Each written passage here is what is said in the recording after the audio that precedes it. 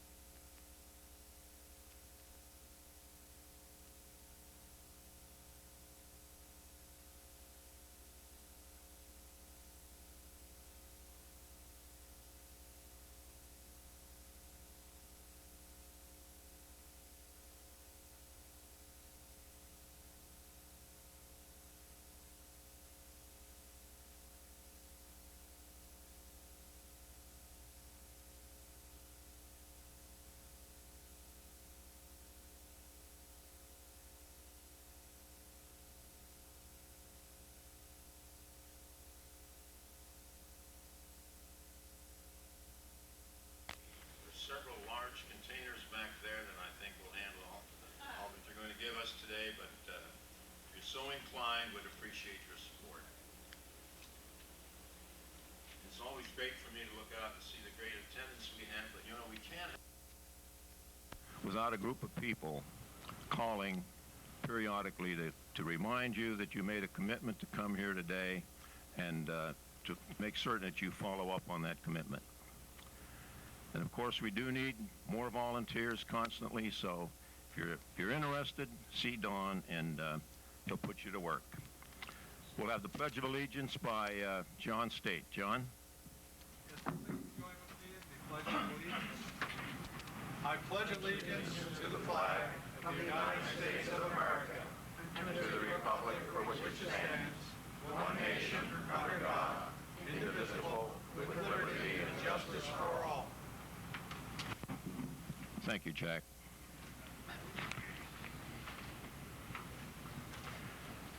Trying to determine the format that my invocation would take today, is going through some very old papers. They came across a poem by, believe it or not, Henry Wadsworth Longfellow. God bless him.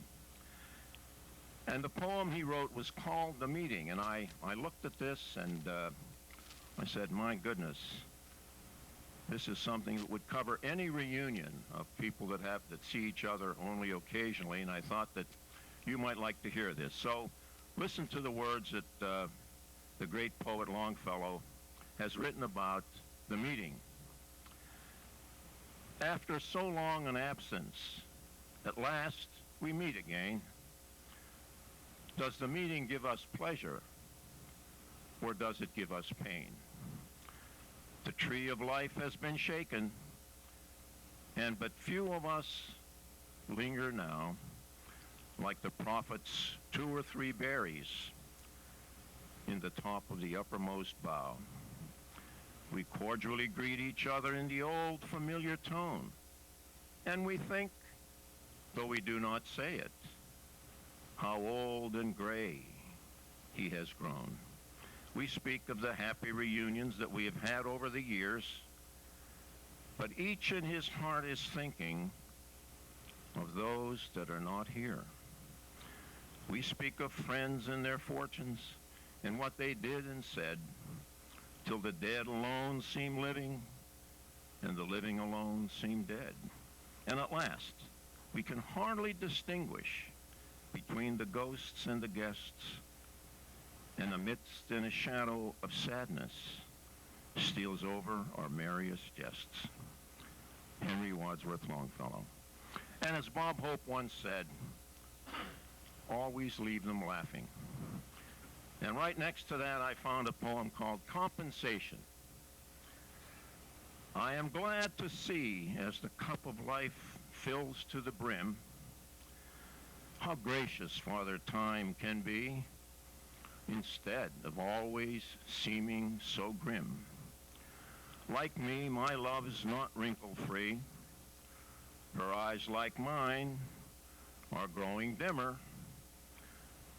But she still looks good to me, and I think I don't look so bad to her. I think Bob Hope might appreciate that. Our speaker today is Colonel Yoder. He entered the Army in 1939, had a very illustrious service of 30 years, was in North Africa, Italy, England, just about anywhere that they could use his talents. He had many varied staff command positions, flew a B-24 and flew 38 missions out of North Africa and Italy. Colonel Yoder has a very interesting story to tell us, and without any delay, I introduce to you Colonel Yoder. Colonel?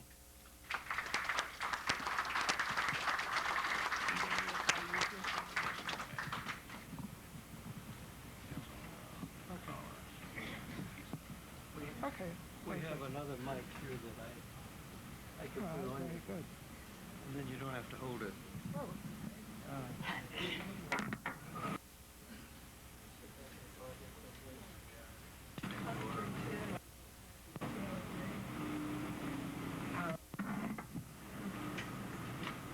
Can you hear me? I don't know what the trouble is with that. Turned on, that's probably it. I gave it to you in a hurry. On and power.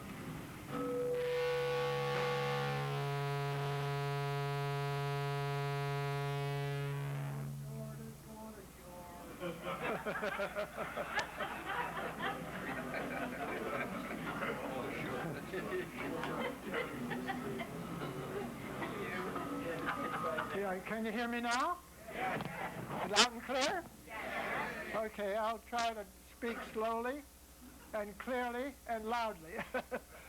So, thank you very much. I believe it's George that introduced me, and I consider it an honor to be here today and speak to you about some of my experiences. And I don't want to boast about myself, but I want to tell you about some of the things that happened during World War II. In addition to what George had mentioned, I also was transferred from Italy then to England to the 8th Air Force. But let me, before we start here, as we start, let me talk a little bit what the conditions the United States faced before we entered the war. Germany had conquered all of Europe, Italy, the Mediterranean, North Africa, the Balkan states, and Russia, Moscow. And this past May, I was one of 2 officers that were sent to Russia to celebrate the Battle of Moscow. And that was a great honor for me. There were 2 of us from the United States. And there were 28 million people killed in the Battle of Moscow alone. So that was a tremendous battle. 11 million military, the rest were civilians. And there's quite a diorama in their Moscow Peace Museum to show some of the battles that happened. The other item that happened was, of course, Japan. Japan, of course, bombed Pearl Harbor. They occupied all of the South Pacific, parts of China, Southeast Asia, and parts of Korea, most of Korea as well. So the United States was faced with quite a dilemma. They were unprepared. it was like phoning from jail. So things were quite drastic. The Germans and the Japanese had trained people. They had good, sophisticated weapon systems for that time period. And this is what we were faced with. So I really became on active duty as a flying cadet. I was attending the Wharton School, University of Pennsylvania, and was drafted out of school. But before I was drafted, I decided to take the examination, and I was accepted as a flying cadet, and I went through flight training then in the southeast part of the United States, namely Maxwell Air Force Base. From there I went to Douglas, Georgia, flying the PT-13 as a primary trainer.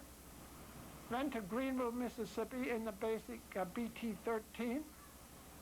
And also the last part of the instruction was the BC-1.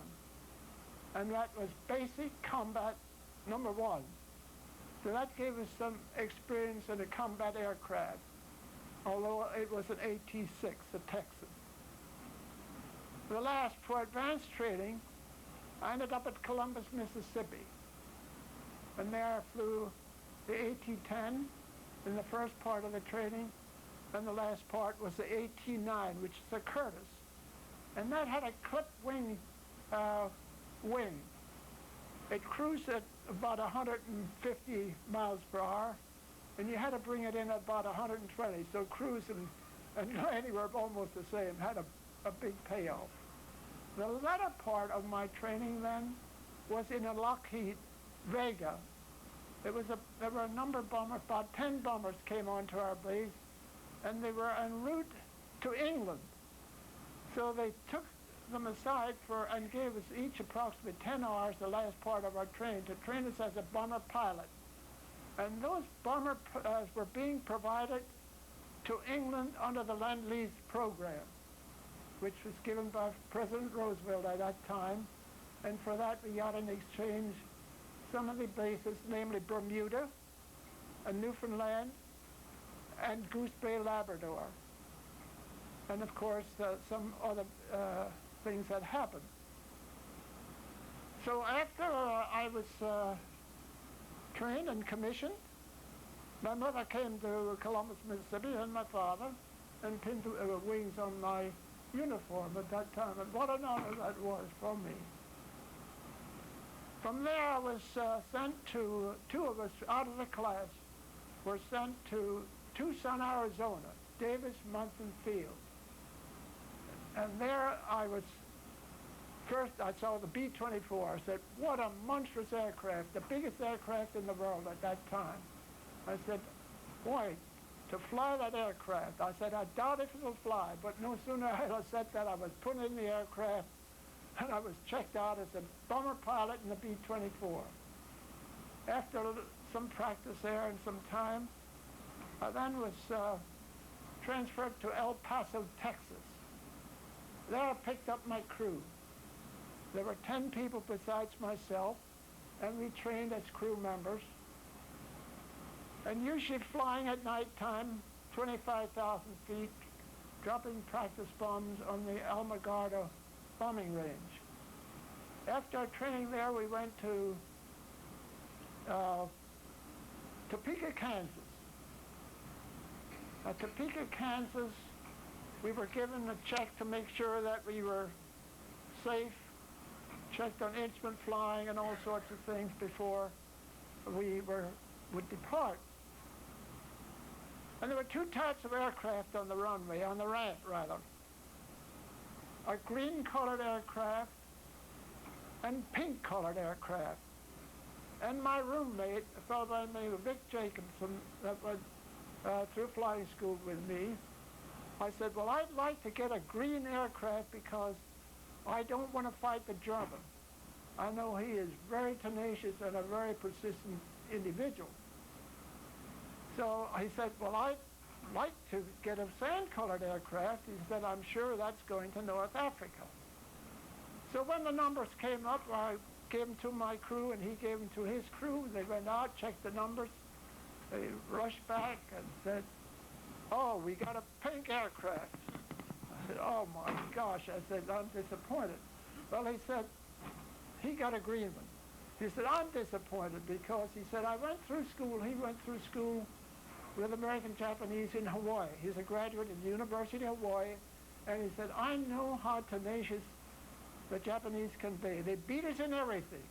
Scholastically, athletically, and everything we did. They were always number one, and they'll be that way." He wasn't over there a month. He was shot down and killed, a whole crew. That was the end of that crew. But we went from Topeka, Kansas, after we got our aircraft, to Bangor, Maine, and flying on instruments most of the way across the United States. And when I got to Bangor, Maine, I had to do an instrument letdown for the first time in the B-24. And sure enough, we landed there, and the base adjutant came out. He said, "I want a courier officer for your crew." And I said, "Well, my navigator will be the courier officer, a fellow by the name of Herb Logston."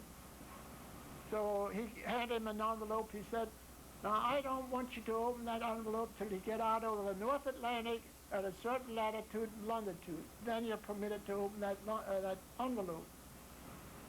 So from Bangor, Maine, we went to Goose Bay, Labrador. At Goose Bay, we landed there. But in the morning when we got ready to take off, we had terrible weather. Heavy rain, all kinds of weather, and low clouds. But they said, "Okay, it's okay to go. You're going to take off." So we had an instrument takeoff. We climbed 9,500 feet and got above the clouds. But the briefing the night before, they said, "Now be careful when you get to the tip of Greenland. There are going to be German submarines out in the Atlantic. And what they are doing, they have a low-frequency radio beacon on those subs, and they'll have the same frequency that our beacon has at Narsarsuaq, BW1, where we used to go into land and refuel. Went up the fjord, but if you went up the blind fjord, why, you were in trouble. You couldn't turn around. It was that narrow." But anyway, we got the signal, and we ignored it, kept on going into Iceland. But before that, before our departure, there were about 6 P-38s and a B-17, and they followed that beacon, and they landed up in the ice cap. And those aircraft were up in the ice cap for all this time till about 2 years ago. A group from Atlanta, Georgia, decided to get one of the P-38s and bring it back and restore it. They were in perfect condition, but they found the aircraft were down 250 feet. And they dug down in the ice cap and took the aircraft apart, brought it back, and just this summer, June of this year, they flew that aircraft, put it back together, flew it back into Washington, D.C. So quite a deal. Well, we proceeded on and landed at Keflavik, Iceland.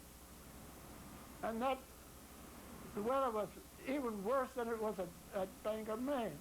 I did an instrument letdown there, and no sooner had we landed, the base closed in that we couldn't taxi the aircraft back to the hard stand.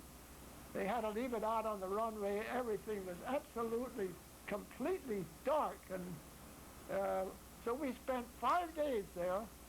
And while we were there, they put up a rope between the barracks and the dining hall, the mess hall, so you wouldn't get lost. You followed the rope, so you wouldn't get lost. That was how bad the weather was. So then finally the weather cleared up. We landed at Prestwick, Scotland.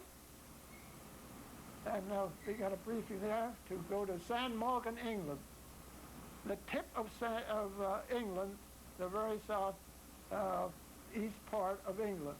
Jumping off place. We landed at San Morgan, got the briefing the night before that we're going to Marrakech, North Africa.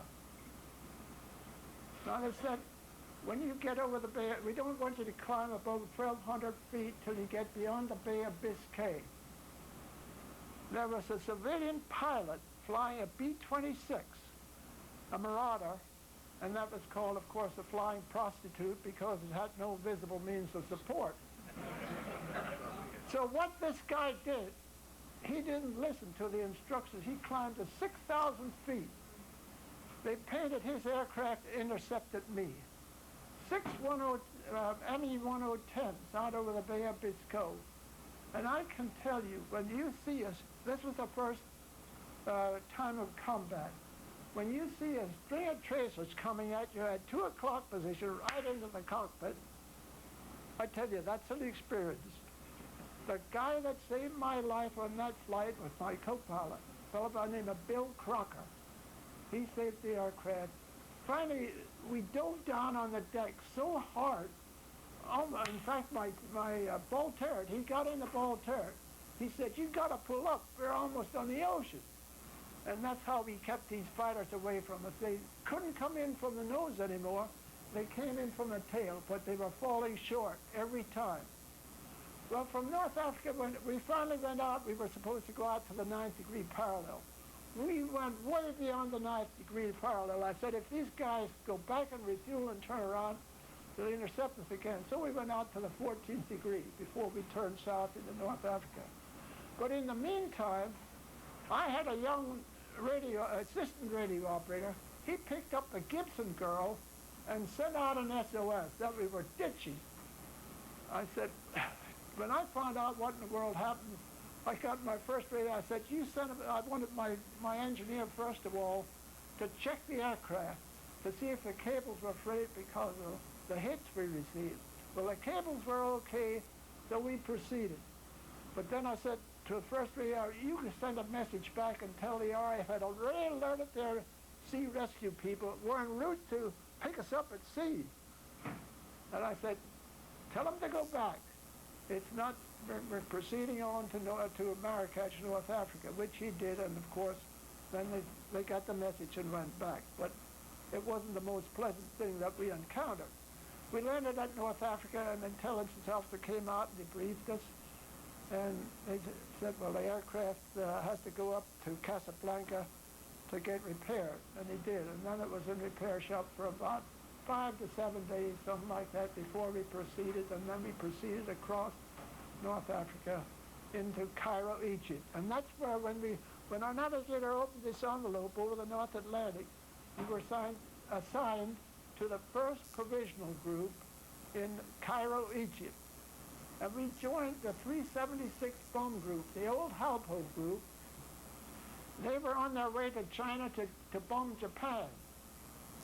They were kept in Cairo, Egypt, because Cairo was ready to fall to the Germans.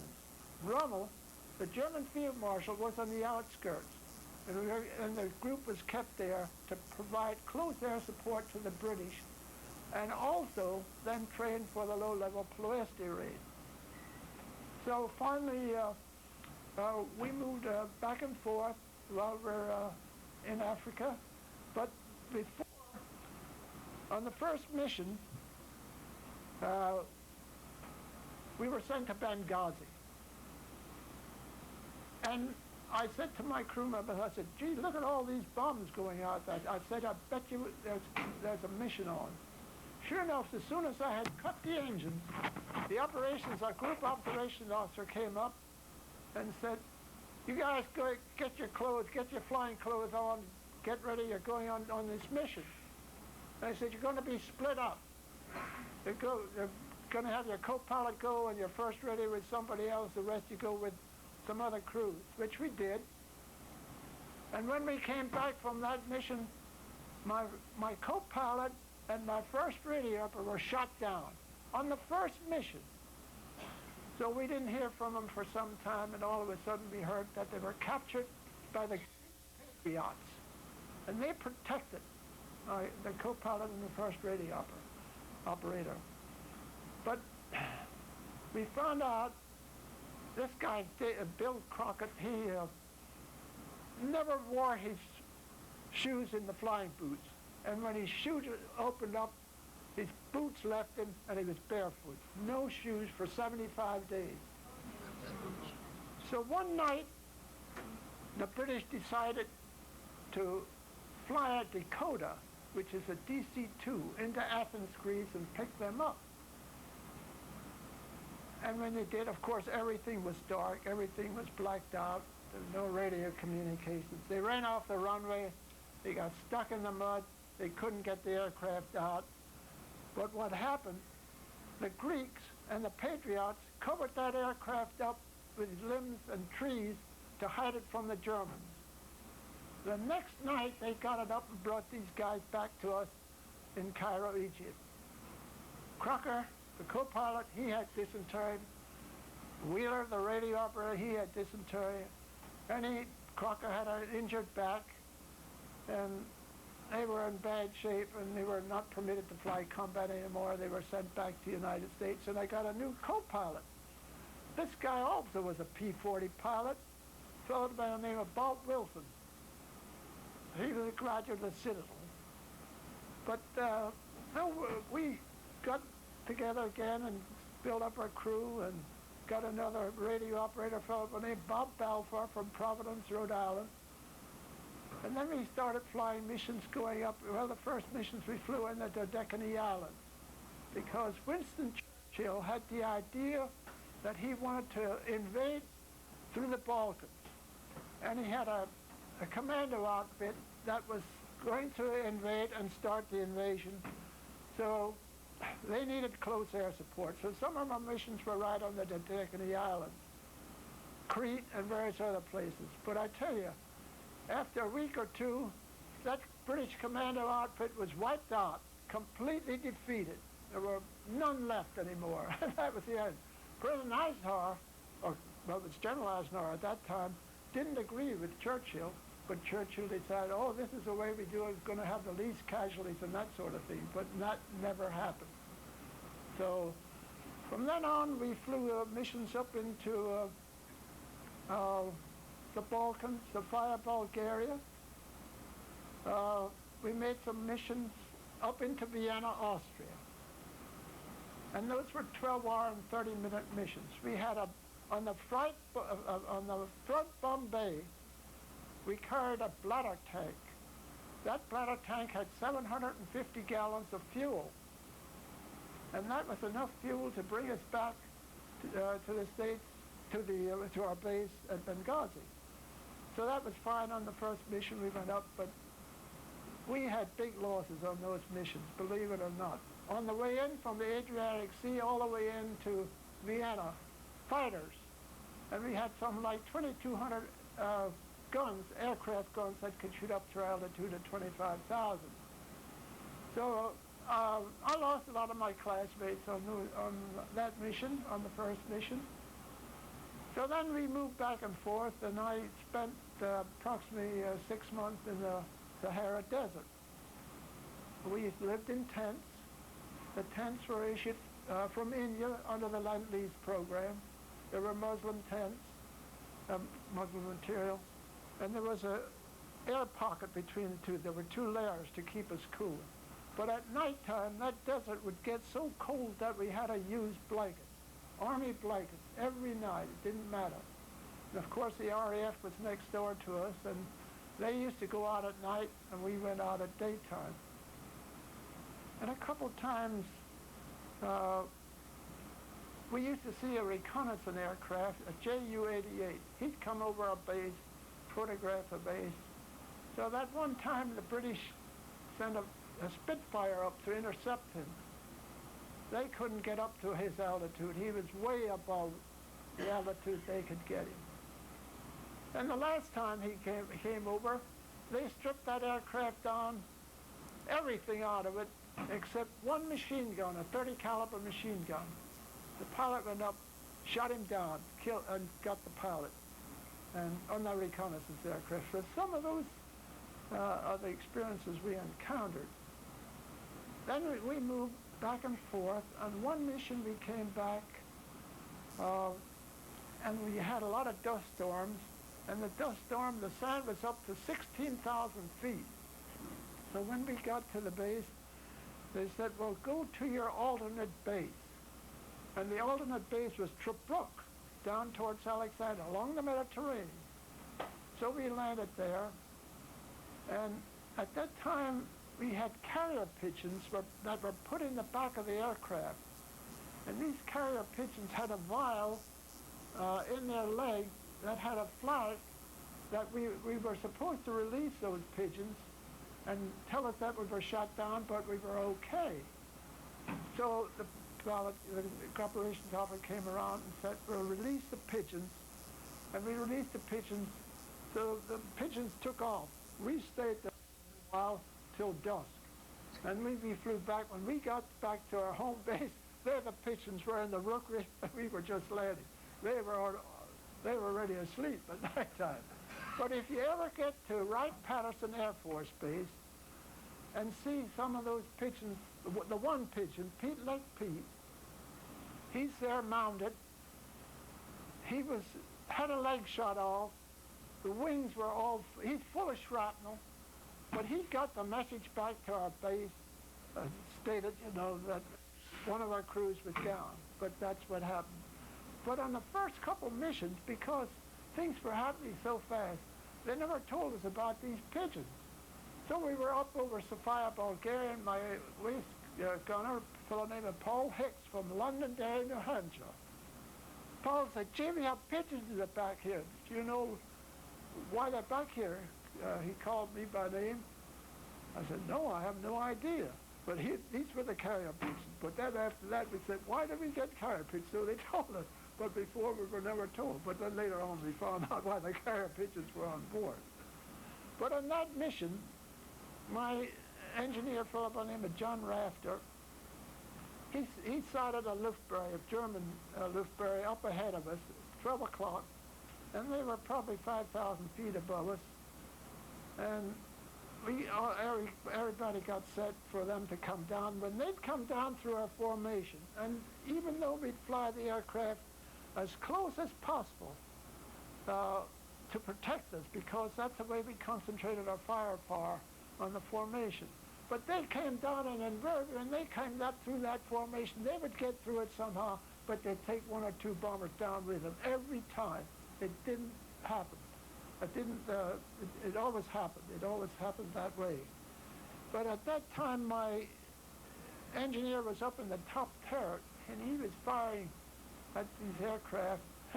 All of a sudden, the radio compass fell down from the ceiling, scared us to death. We thought something hit us, but here it was the radio compass that came down. So those were some of the missions. And on one of the missions, also in the Balkans, we didn't have escort in the beginning. We just concentrated our formations in tight formation to give us firepower. But later on, we did get some escort, fighter escort. They went with us part way and turned around back and refueled. But on this one mission, P-38 had his engine shot out, and he came back under my aircraft, under the tail, and my tail gunner used to say, "He's so close, I can almost touch that aircraft." That's the way he protected himself to come back. When we got to the Adriatic Sea, he peeled off and went in and landed. Then on Christmas Day, I want to tell you about this mission. Our target was the Brenner Pass. All the supplies were coming down from the Mediterranean to support the African Corps. And we were going to bomb the Brenner Pass to stop the supplies from flowing. Well, I was leading the group that day. We had a beautiful bomb run. And lo and behold, just before bombs away, we got hit by an 88.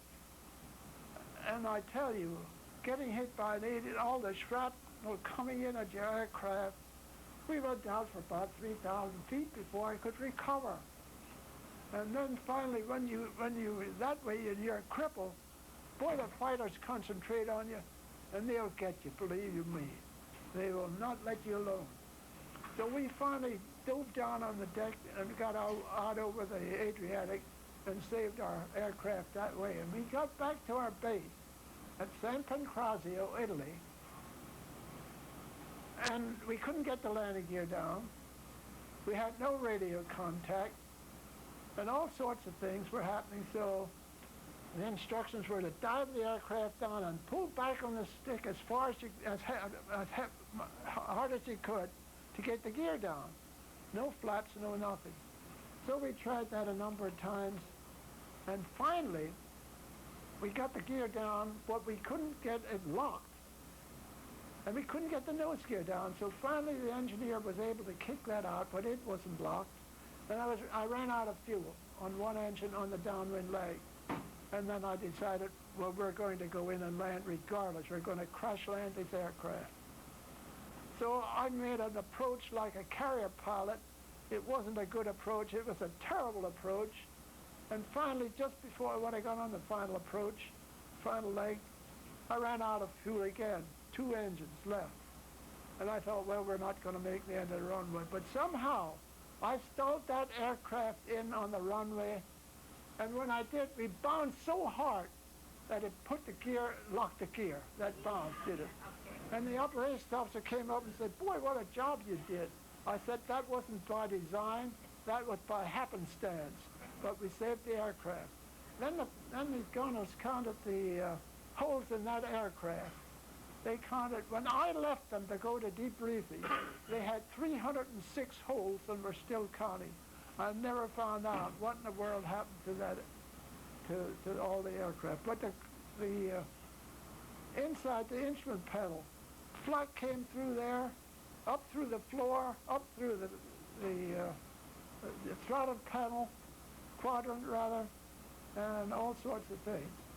So that was quite an experience. And later on, we flew another mission, and this was on a holiday too. And this was to Augsburg, Germany. And when the briefing was, if you get shot down over the Alps, don't expect to be recovered, because the Alps are impassable during the winter months. And sure enough, when we got across the Alps, we got a very warm reception. Everything was up in the air, all kinds of fighters, all kinds of aircraft. So it was Augsburg, Munich, target. And we hit the target, but we got shut up pretty badly. And we got back off that mission. But then I had a ball turret tail gunner operator, not the ball turret, tail gunner operator, a fellow by the name of Arlie Wood, Plano, Texas. That fellow, he got out of the service, and about 15 years after he got out of the service, all of a sudden the guy couldn't walk. And they didn't know what was wrong. And he kept putting him in the hospital, and gave him all kinds of antibiotics. The poor guy, when he was on my crew, he was 19 years of age. He lost his teeth. He lost everything. Had a family, had 2 boys, and lost his family. And on the 50th anniversary of the B-24, the Consolidated Aircraft invited the early pilots to Fort Worth, Texas, to come down for the celebration. So 5 of my crew members came down, and we had 2 days there. And my ball turret operator was in a nursing home near Fort Worth, Texas. So we rented a car one afternoon, went out to see this young man, Ollie Wood. Here he was in this nursing home. They had to lift him in and out of bed. And he looked like a man of 90, 92 years of age. 19-year-old young man. And of course, subsequently, he has passed away and died. Because what they found out, the problem was on that mission to Augsburg, the ball turret was hit, and he got a plexiglass sliver in his spine. And that paralyzed the guy. And the poor guy suffered all his life, lost his life. But that's what they finally discovered, and couldn't do an operation on him. What a sad case that was. Well, after a while, we were transferred out of Italy to England, to the 8th Air Force, because the group I was transferred with came down to fly on the low-level Palestine mission, the 44th Bomb Group. So we were transferred to England, and no sooner had we gotten up into England, we had 2 problems, weather and the enemy. And the enemy, as I said, was ferocious. We flew all kinds of missions to the submarine trends of Bremen, Hamburg, Essen, Regensburg, Mannheim, Ludwigshafen, all the good targets.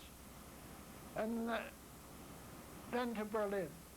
And Berlin usually used a briefing of around 1,200 fighters in the area and 2,200 guns that could reach up to your altitude. So those were always terrible missions. On our first mission, they said, well, we have a bunch out here on King's Lynn, the Wash. You go out there, you're going to be above the clouds at 11,000 feet. Well, we went out to the buncher and went back and forth between the buncher and our home station. That was a bunch of low frequency range because there were no radio, there was radio silence. And we finally got up to 11,000, still on instruments. Finally, at 17,500 feet, I got above the clouds. So in addition to the enemy, you had the weather to contend with, coming back the same way. On D-Day, I flew, I hope we're doing all right on time. On D-Day, we were briefed the night before. My Bombardier and I, we were called, well, it was actually afternoon. We called to the briefing room, said, tomorrow, Overlord, the United States is going to invade Europe, and it's going to be on the Brest Peninsula. And so they briefed us on the target. My Bombardier and myself, the target was Omaha Beach. So we're going to take off at night. 11 o'clock at night. Here the whole 8th Air Force, 1,100 some odd 4-engine bombers, all the fighters, all the mediums, the B-26s, the A-26s, everything. And you never saw aircraft in the sky like that night. And it was all radio silent. No radio. We formed on a red rig flare mission with a very pistol. That's how we formed our formation, in the dark. And finally, we hit Omaha Beach at 6 o'clock in the morning, at dusk. Beautiful bomb run, excellent hit, and did a good job. We got back, and my operations officer said, get to bed and get a little sleep. Very likely you'll be called this afternoon. 2:30, we came around, got a call. Okay, they're on, you got to get to the briefing room. So we took off again that afternoon, and our target at that time was St. Lohr, the viaduct. The German Panzer Division was coming through and getting into the beach area where our troops had landed. But when we came back off that first mission, we could see all the gliders below us towed by C-47. Oh, there was string and miles of them. The fighters were down below, the B-26s and the A-26s below us. That's miles and miles of those getting ready to go in there and do the job. But on the second mission, when we hit St. Louis Viaduct, was about 7 o'clock at night. And then they said, now we don't want you to get below 23,000 feet because the barrage balloons have gone up over England. They said if you hit one of those cables on a barrage balloon, it'll cut your wing off, and that's going to be the end. So they said stay above 23,000 till we call you. And that time we had some radio silence was no longer in effect. So we stayed at 23,000. But in addition, then we ran into a thunderstorm and had to divert because it was a very severe storm. So we finally got back and landed and had 2 missions on D-Day. Let me tell you about another mission, and this was on the target at Frankfurt. We made a couple missions, and I think it was on the Frankfurt mission. My group operations officer, he never wore a flak suit. Spence Hunt, he's a Mormon. But on this mission, he decided to wear the flak suit. And how fortunate he was. A piece of flak came through the side of that aircraft. He was in the co-pilot seat. He wasn't in the pilot seat because he wasn't as current as some of us were, like we were flying every day.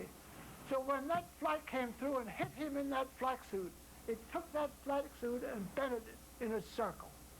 And he had the biggest black and blue, it knocked him out. Biggest black and blue welt across his stomach for months. But I can tell you, after that, he wore a flak suit. There was no question about it. He learned his lesson a good way. Another target, Boulogne, France, heavy gun emplacement.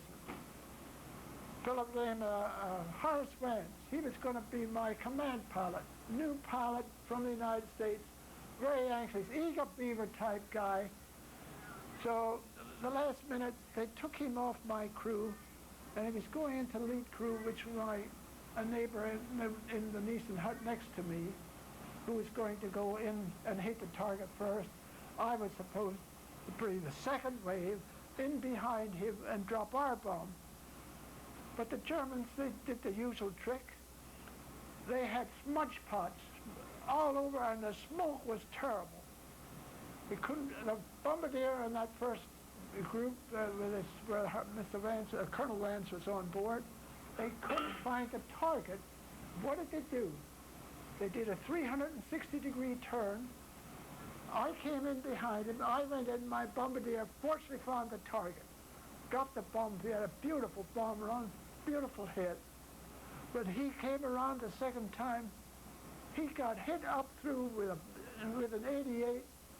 It killed the pilot, took Vance's leg off below the knee, co-pilot, arm broken, shoulder broken, in the back, gunner killed, and Vance took a tourniquet and stopped the blood from bleeding. He pulled the pilot out of the pilot seat, got up in the seat himself, and he had communications with the RAF, with the Air Rescue Command. He brought the plane back over England, and there was quite a bit of conversation, and they finally got everybody bailed out somehow except the man that was killed. He stayed on board. And finally, Vance, after he was assured that everybody was out, including the man that was injured, including the co-pilot, he was the last guy to leave. He brought that aircraft down and ditched in the channel. And no sooner had he ditched, the RAF was right there to pick him up. And let me tell you, when he ditched, he didn't realize that there was a 500-pound bomb hummock, blew the aircraft apart, blew him out, and he was recovered by the RAF search and rescue outfit. They brought him back, they put him in the hospital in London, and he recovered. They brought him back, and he came back to the United States on a TWA contract carrier. He went from London to Iceland to refuel. They refueled. They're going from Iceland into Gander, Newfoundland. Between Newfoundland and Gander, something happened. All four engines quit. They ditched. Everybody lost, including Vance. Lost his life that way. Now today, Vance Air Force Base is named in his honor. But I can tell you, that was one mission that I'll never forget. It was really something. Another guy in my group in England, Tony Jewell, flight officer. He couldn't get commissioned. He was a flying sergeant at that time. So he became a flight officer. Well, in that mission, he got his leg shot off below the knee also. And he brought that aircraft in those pictures. I don't have the pictures anymore. Ditched the aircraft on the field there, crash landed it. And I said, Tony, with your leg shot off, have you recovered? But when he came back, I said, boy, you'll be grounded. He said, oh no, he said, I'm not. They sent him back to Washington. He's going to Walter Reed for treatment. He said, I'm going to see Hap Arnold. Said the RAF has a pilot with 2 legs shot off, and he's an aide. He said, I'm going to go back on flying status. You let me go. And sure enough, that guy went back, and he had a meeting with Hap Arnold, and got back on flying status with a leg, with a prosthesis on his leg, and something else. So It was those types of things. So the other mission I want to tell you about was on Schaffhausen, Switzerland. And we were on a mission to bomb a German city. It was on the German-Swiss border. I wasn't the lead that day, thank goodness, it was the old 8th Air Force. And sure enough, we had bad weather. We should have gone to the old, we didn't. And command power decided to hit the primary target. He hit what he thought was the target. Here it was Schaffhausen, Switzerland. Boy, when we got back, I can tell you, that was an international incident.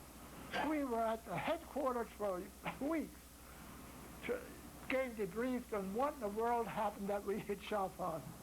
So there was a lot of diplomatic diplomacy going on to get us cleared. But later on, we went to Switzerland, my wife and I, but we didn't dare to go to Schaffhausen because of that. But even though my family came from Switzerland, not at Schaffhausen, but they came in 1714, came to Philadelphia, civil engineers, brothers, Hans and Yoder, and they were civil engineers. They built the grist mills in my location now. They moved out of, they were in Philadelphia just a short time and came up into the Ole Valley. The mills were built, the bridges were built. They had a fight with the Indians, but then later became friendly with the Indians and hired them. But now I have a grandson, Hans Yoder. So, believe it or not. So, well, after the war, I had about 3,000 hours in the V-24, and they came onto the base and said anybody that had 3,000 hours wants to get checked out in a C-54, you can sign up. So I signed up. So I took the check right. I got checked out and I passed. I became that. Then they sent me to C-54 school, Homestead, Florida, and I became a C-54 pilot. So when that class graduated, everybody was sent out to the West Coast except 2 of us, myself and a fellow named Ormel Skinner from Indianapolis, Indiana. We were sent to Wilmington, Delaware, and we put on the Crescent Caravan, C-54, flying from Wilmington, Delaware to Karachi, India. And they called it diplomatic run. So it was really quite an experience. But then I got involved with a lot of extra missions. I brought the 2 spies back from Germany, Best and Chandler. They were spies with Hermann Goebbels and also Axel Sally, which we used to listen to down in North Africa almost every night. And lots of times she'd have our names, and how she got them, I don't know. But she'd have Glenn Miller music, she'd have the best music, and everybody would listen to Axel Sally on this sort of thing. But they were in that group. They were brought back. And out of Newfoundland, I had a very unfortunate experience. The runway wasn't properly plowed from snow, but I took off, and I became airborne. And I knew something was wrong with the aircraft. But my instructions, I had a classified message not to land at any place other than Bowling Air Force Base, Washington, D.C. So over Boston, I declared an emergency. I had some other people on board, and I said, I'm going to land at Westover Air Force Base. This was my home station. And I got all kinds of flack coming, all kinds of instructions. You can't do it. You've got to bring these people back to Washington. I said, well, I don't feel the aircraft is safe to continue because of what has happened. So I landed. And after that, I had all kinds of problems. But they had to tow the aircraft back. Couldn't be taxied, that sort of thing. But there's an old statue. The statue is 1789. When you commit treason on the United States, and you're brought back to the United States for trial, you've got to be tried on the state where you set foot on soil. And that's the state. So everything had to be changed from Washington, D.C. to Massachusetts. Oh, boy, did I have all kinds of people coming from Washington, D.C. I had to go before the grand jury. My whole crew, we stayed in the Parker House in Boston for a couple of weeks before we went for the grand jury, before we were exonerated. And finally, the maintenance officer, he was on my side, but the aerodrome officer, he certainly wasn't. Yet he was a colleague of mine. But anyway, he had all kinds of photographs of the aircraft, and so that was an experience. Then later on, I was called to Washington, D.C. And I was assigned then on temporary duty to the Special Mission Squadron. My wife went down there with me, and very brief, I said, well, you're going to take the peace team to Japan. So sure enough, and Joe Spots had just become the Chief of Staff of the U.S. Air Force, Security Act of 1947. He was the first chief, yet he's from my hometown. But I was in the theaters where he was in North Africa, in Italy, and also in England. Then he found out I was in Washington. He called me and he said he wanted to see me. He opened his office, and he was very friendly and spent about a half hour with me and telling me different things and telling me about some of his experiences with the British and all the other things. So then I took the peace team to Japan. It was to establish the status of forces agreement. And over Tokyo International, I was 5 minutes early. They said, you're not permitted to land until John MacArthur gets on the base, because he wants to meet the Secretary of the Air Force, Secretary of Assistant Secretary of the War Department, Assistant Secretary of State. So they said, make a wide sweeping turn. By that time, he'll be on the base and you'll be okay. So I made one sweeping turn, my second turn around. They said, okay, come in and land. By the time you land, he'll be on the base. And sure enough, that had happened. And he came right up on the aircraft, and believe it or not, and met these people. So very friendly. From there, we went to a place called Atami, which is the ancient capital of Japan, Kyoto. We landed there, and Mr. Draper, the Undersecretary of War, said, I don't want you to get up on 3,000 feet. I want you to fly over Hiroshima and Nagasaki. I want to see those cities, because I don't want you to get up high that I can't see. So we stayed at 3,000 feet and circled those cities. But I can tell you, those cities were absolutely flat. They were wiped out completely.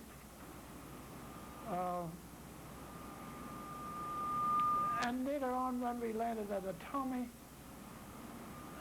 there was an honor guard for these people, and there's a tank pulled up to the aircraft, and of course it was part of the honor guard for the Undersecretary of War and Undersecretary of State. So when I got back to my hometown in Boyertown, here they publish a little newspaper once a week. Here they had a picture of this tank, and the driver of that tank was a fellow by the name of Freddie Shadell, a classmate of mine in high school. We didn't know it. He didn't know I was a pilot on this aircraft. From there we went to Seoul, Korea.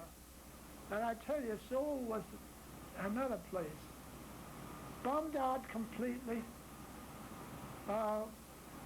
We slept on straw that for the while we were there, and that was a very, very big meeting.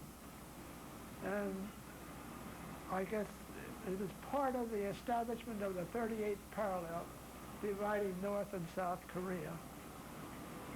So those were some of the special missions, and there were a lot more, but I guess those were the most important. Then I was on the North Atlantic.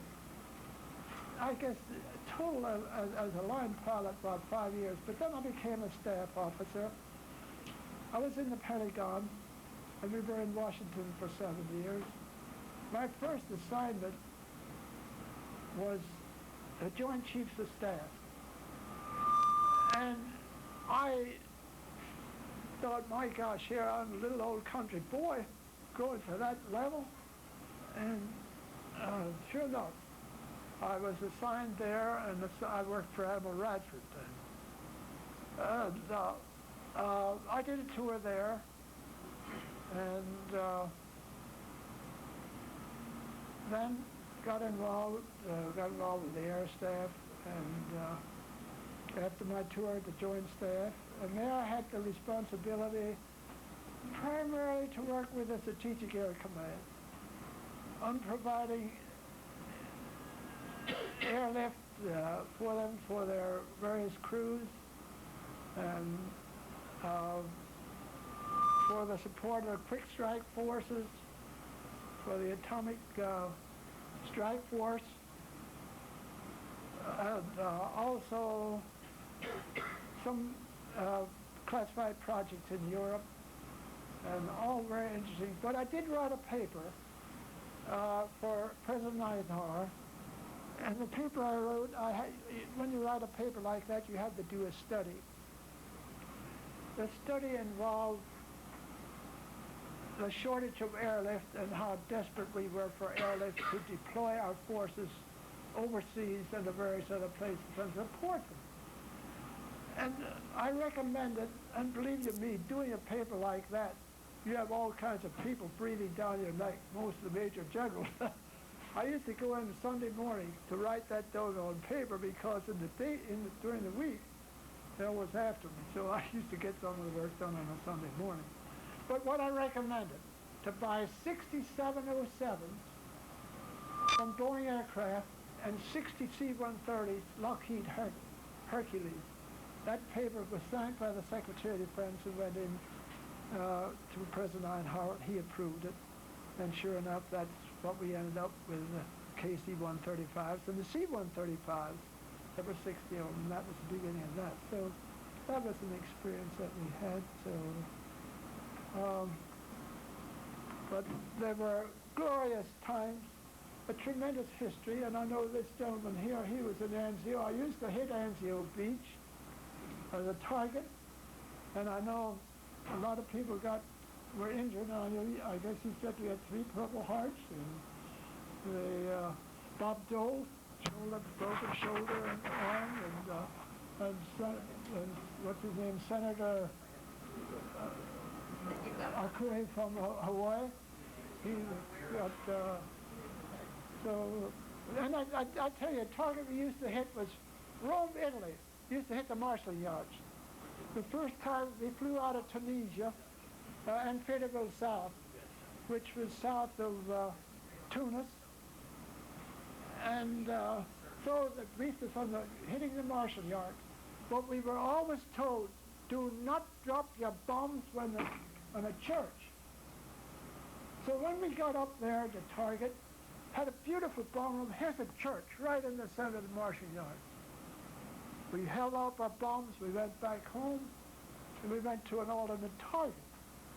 But when we got back, we found that church had moved. Our intelligence, what the Germans had, they had a portable church. They would move into the doggone Marshall Yards.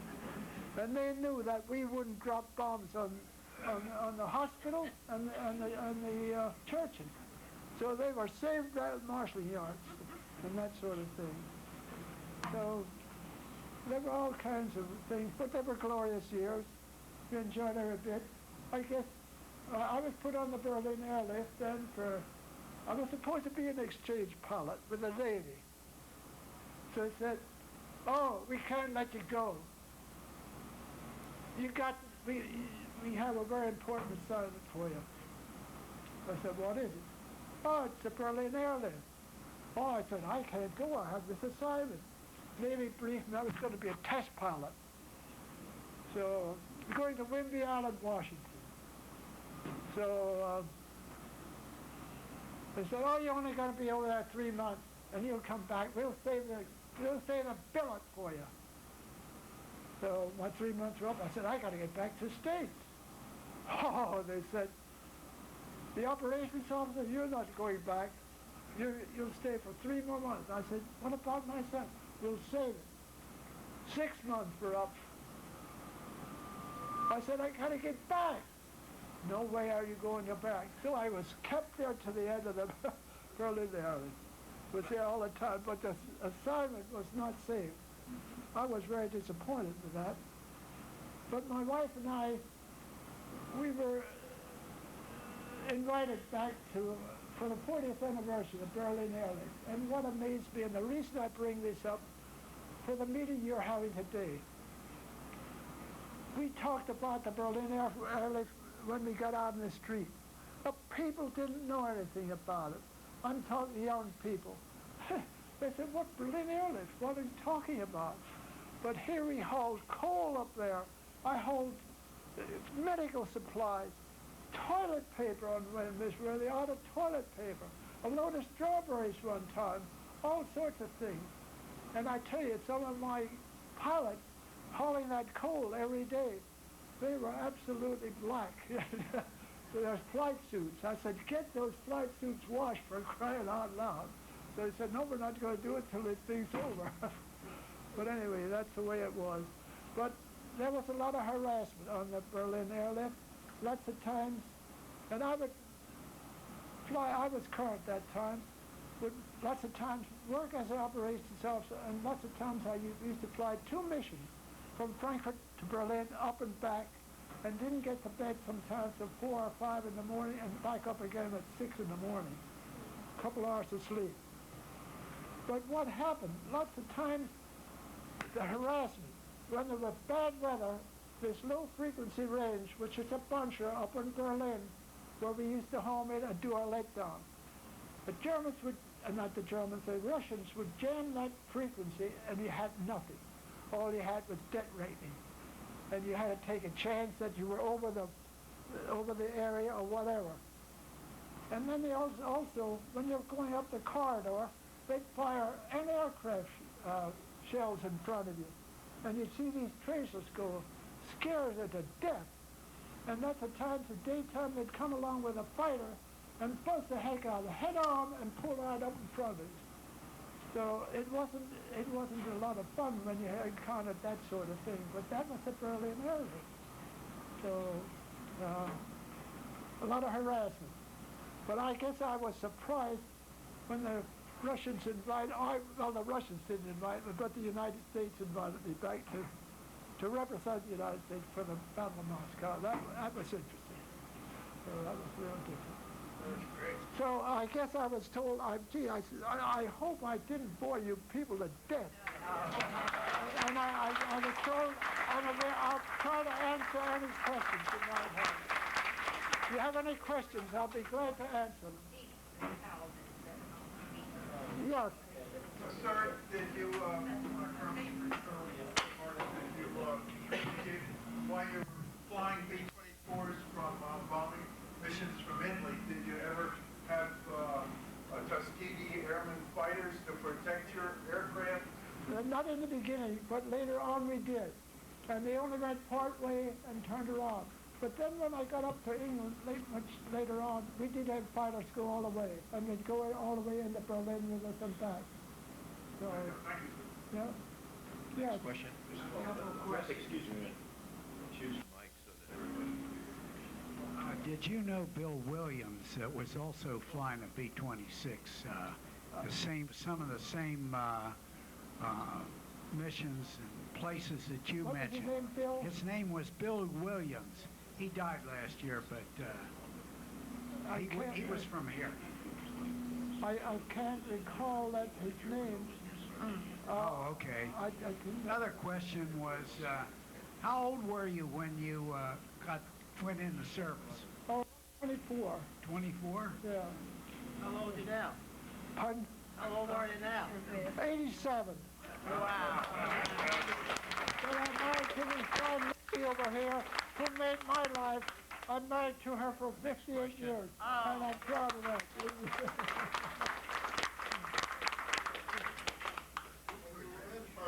Back here. Was a pilot by the name of Charles Bright, lieutenant colonel. He met a girl in Germany and he married her. No, He came home, he wrote the Air Force dictionary. no. He was my navigator.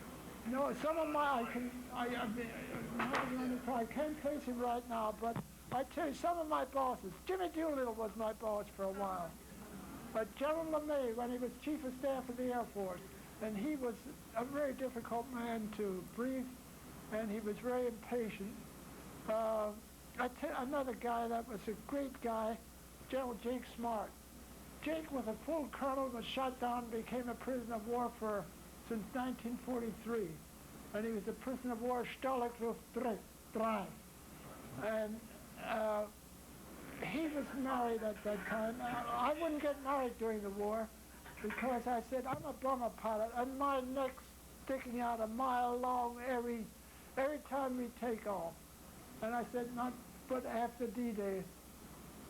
Was it D-Day? 3J Day. Yeah, and my wife could tell you that story. Oh. Yeah. Harry. But Harry. Jake Smart, let me tell you what happened to him. His wife, he was missing in action. She didn't realize he was prisoner of war, and she got married again. And when he came back, being a gentleman as he was, he gave her the opportunity either to come back or stay. She decided to stay. Today, Jake is a bachelor. He's never been married, but he's a first-class guy. He promoted me to full colonel. And I tell you, I had a job when I was in Hawaii. I was director of programs. I had to reduce gold flow by $28.3 million. And Secretary McNamara, Secretary of Defense McNamara, would come through Hawaii, and I had the job of providing briefing materials for him, and he was a very difficult man to brief, believe you me.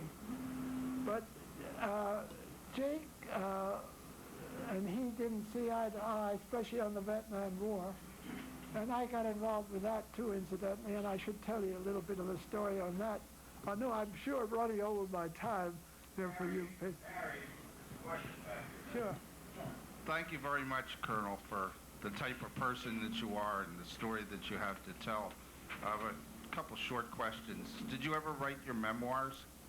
Yeah. Or have you thought No, about that? I never have, but I tell you, that's going to be a man here tonight from Potsdam who wrote a terrific article about what I've just said. Mike Snyder, I don't know if you know. Oh, in the Mercury. You mean the newspaper? Not, but he wrote an article, but I never wrote my memoirs. It's something, it's an amazing story. Couple quick questions. You brought Axis Sally and 2 spies over. First of all, what happened to them? And secondly, do you have any thoughts about war trials in general? Yeah, Best and Chandler, they were given life imprisonment, and both died in prison. But they worked for Herman Goebbels as the Minister of Propaganda. Yes. And Axis Sally also had... Yeah, she did. She was put in prison also, and she passed away in prison. And I missed something. What was the significance of Chalfont? You said Chalfont in Switzerland? I missed that. I didn't understand what you were... The significance of... The place that you didn't want to... Schaffhausen. Oh, Schaffhausen. Yes, Schaffhausen. Well, I tell you, it was a mistake. The target was Germany, but it was so close to border. And the bombardier and the navigator mistook that target and bombed Schaffhausen instead of our primary target.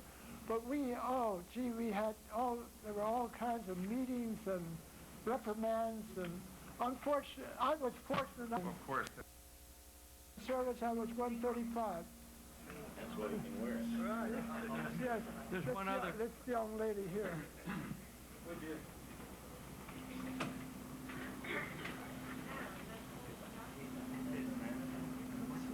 You were talking about McNamara and yourself. Yes.